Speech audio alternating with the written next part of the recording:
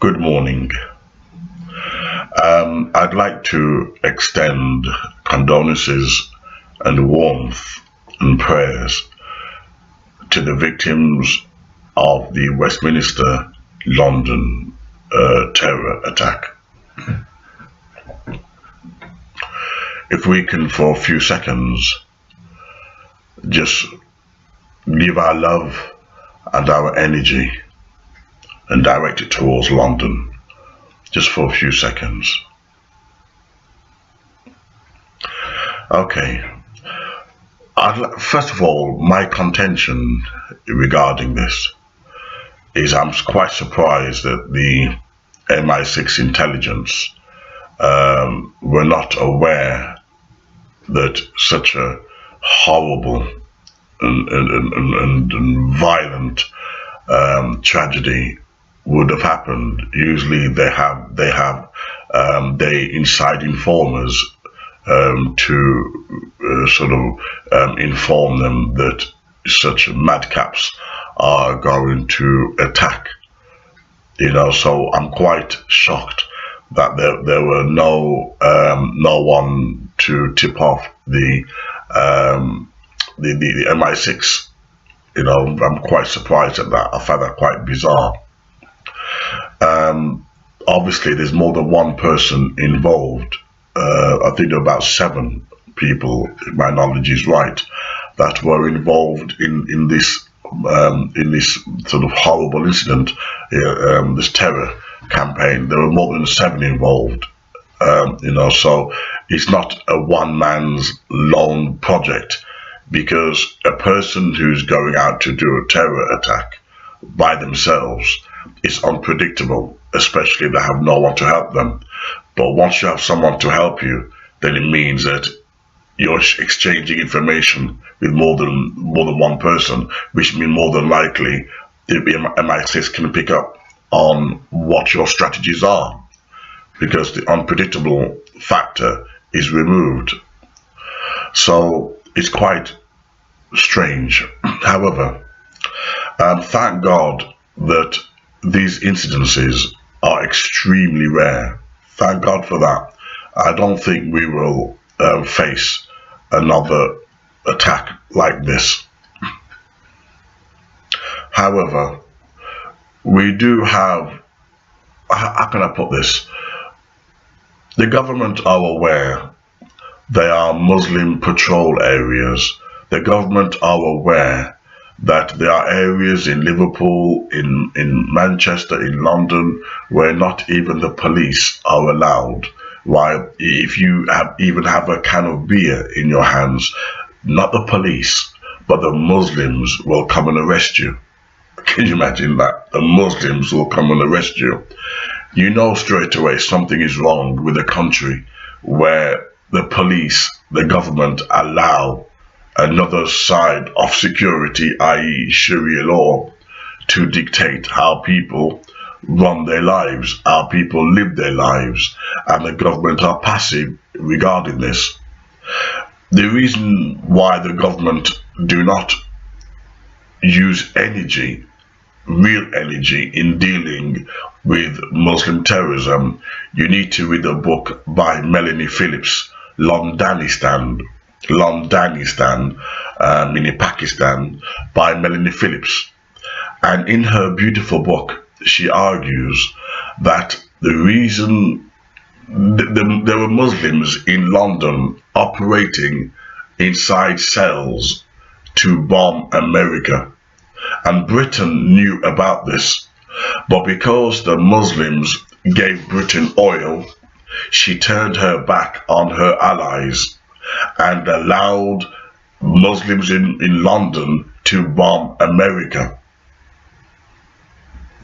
Process that for a second. This information is not from me, by the way. It's from Melanie Phillips, an English investigative journalist, in her book Londanistan. This is not my Illuminati or conspiratorial theory. This is an investigative English journalist. So Britain knew that there were Muslims in London bombing bombing America, her ally, but she turned a blind eye because they were giving her oil. They were giving her oil. Politics is dirty business. In politics, there is no such thing as friendship, only money and oil. The citizens can go to hell. As a result, you might wonder, then why did the Muslims then start to target England? If Muslims and Britain are supposed to be two peas in a pod, have a love relationship, then why did the Muslims turn against England? Do you remember Tony Blair going to war with Iraq? Despite 1 million people marching against it? That's when Muslims turned against Britain, hence why we had 7/7 attack. That's when the Muslim removed her protection from England. She removed her grace and favor from England. I said, now your ass is mine.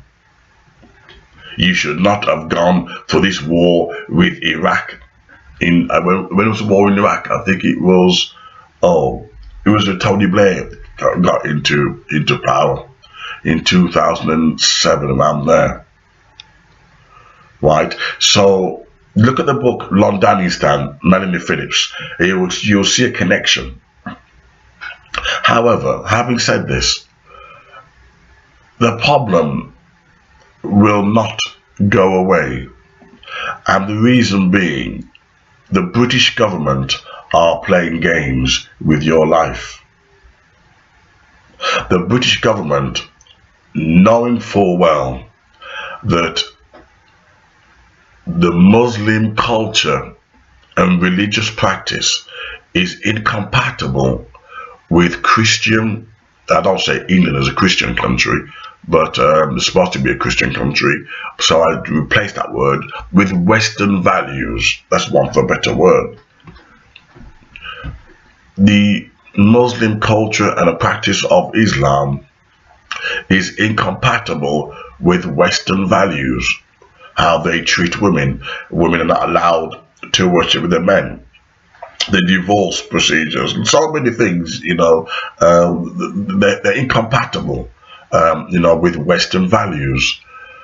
Even politics, even the Palestine, even politics, you cannot be a proud British Muslim. It's like how can I put it?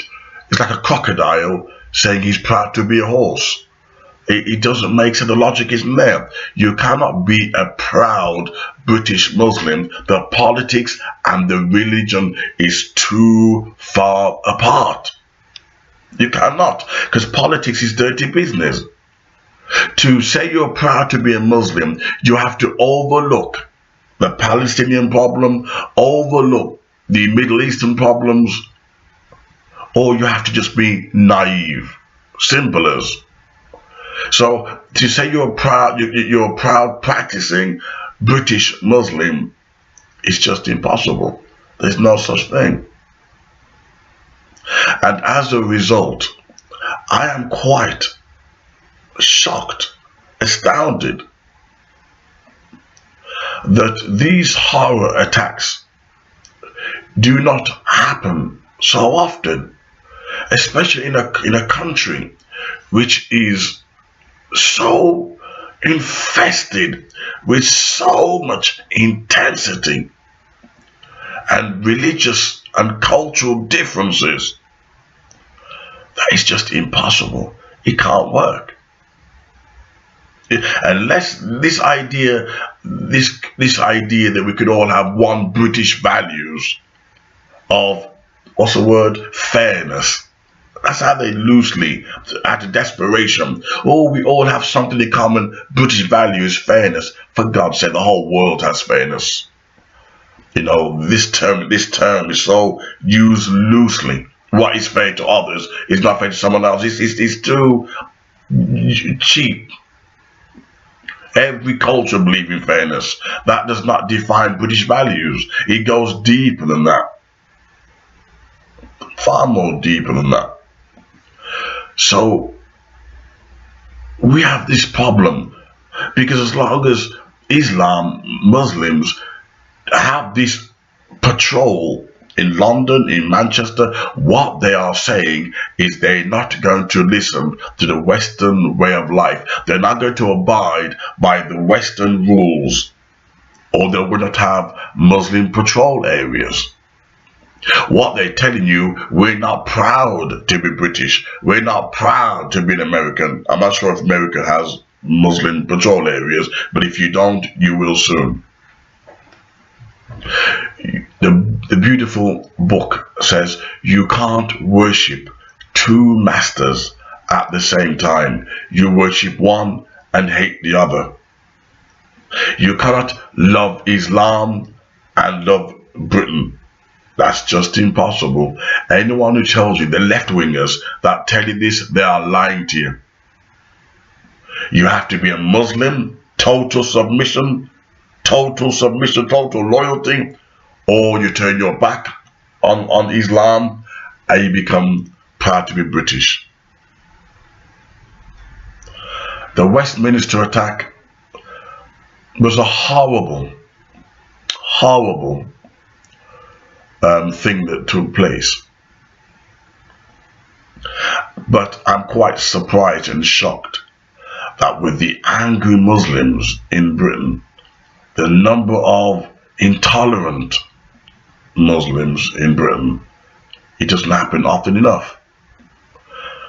Of course, you're going to have all the liberal Muslims coming out, all the tolerant Muslims coming out. Oh, it was wrong. It was wrong. Trust me, they're lying to you. They're lying to you. No Muslim will ever condemn another Muslim. It is unscriptural, according to their Quran. They're playing games with the West because they know you don't know a goddamn thing.